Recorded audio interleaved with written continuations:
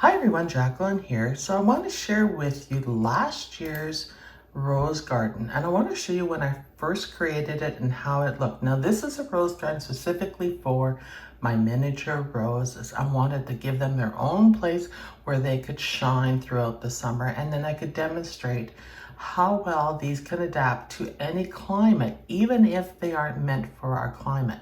So miniature roses usually are suitable for climates ranges from zones 4 to 8 and 6 to 9. Now I live in zone 3B, which is in one of the much more northern, colder climates. And I am able to grow miniature roses, but a bit of work is required.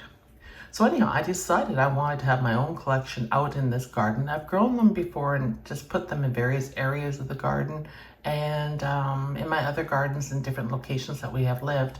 And I decided this one needed its own dedicated bed.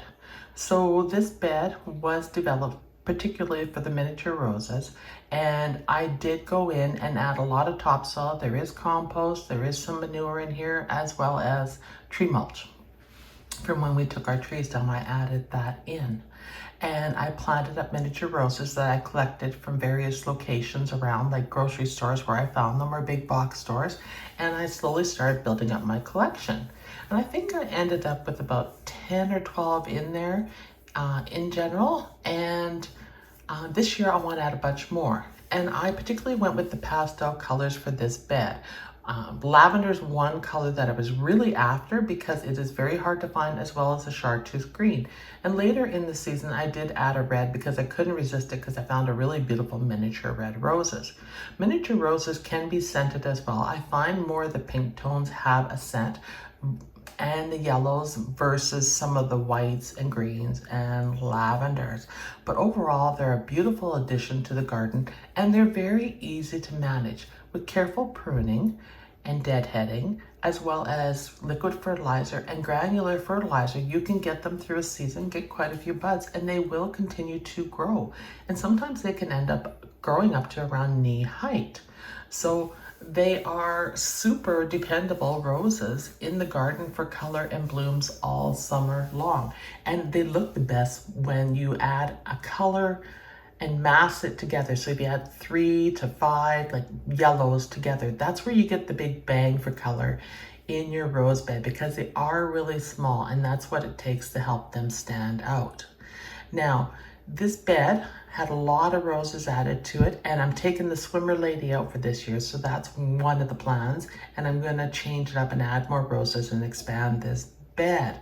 You can see here at this part of the video, I'm starting to clean up for fall. So I'm removing all the stones, remove the swimmer, and preparing the roses to bed them down, which takes time. It takes time to cover up the roses and get them ready for winter.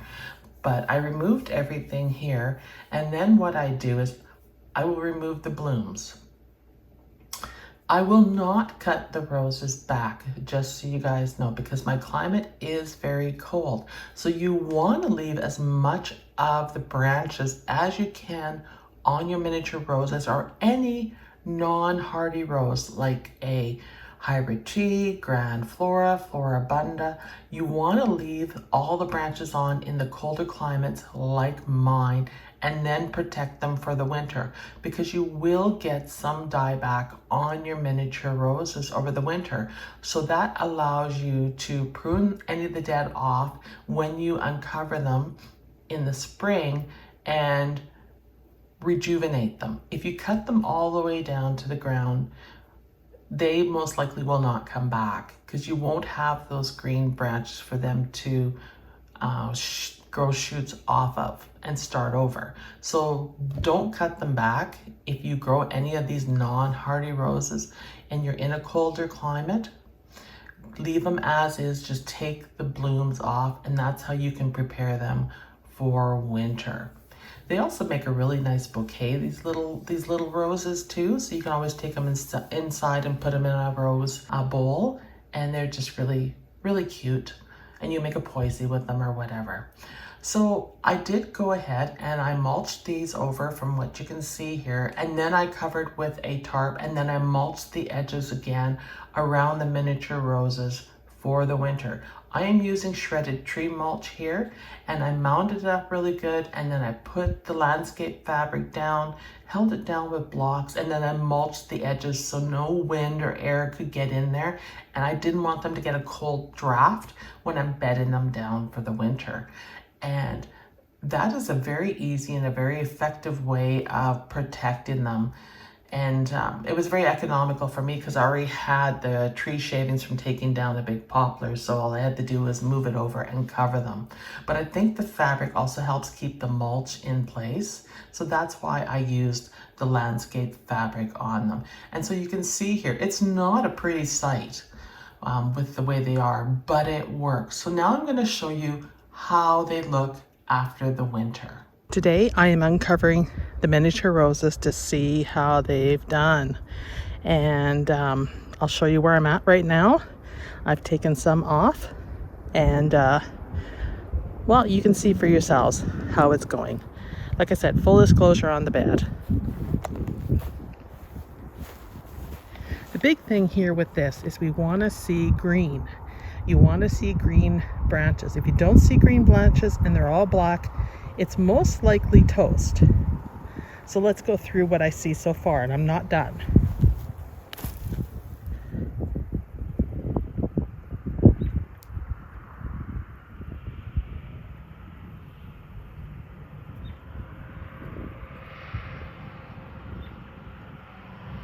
Those all look beautiful. I would say this one is toast. I can't find any green. It should look like this, which is fantastic. So let's go around to the other side. Some of them are a little smaller, and it was a little more of a search, and I'm not done yet searching.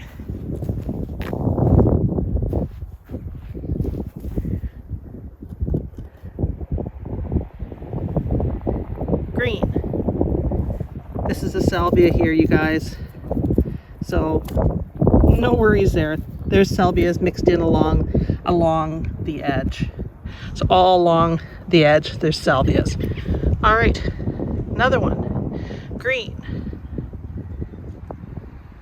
Green. Let's keep going. Green. Green. Green.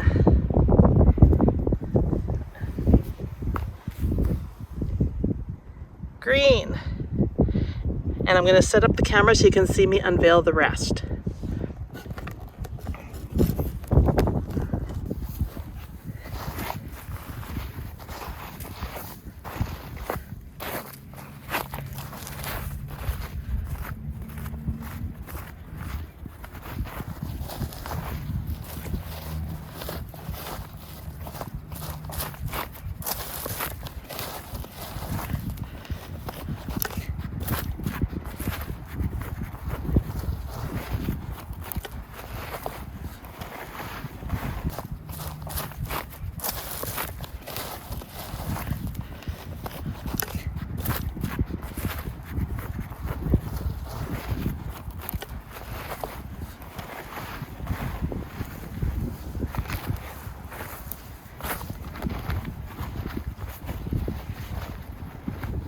The soil is still fairly moist, so I don't want to shock them too much. So I'll leave a little bit on there to protect it for now. It's not freezing tonight, so it should be okay.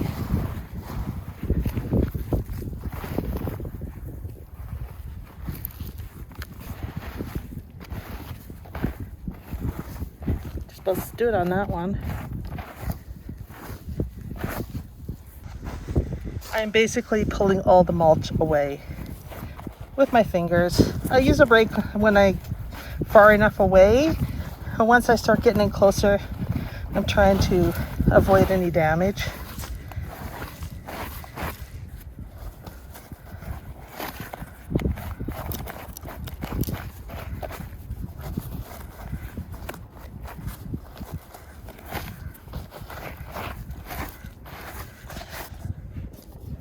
check out the buds on this. I'll see if I can show you up close. It's already starting to send out shoots.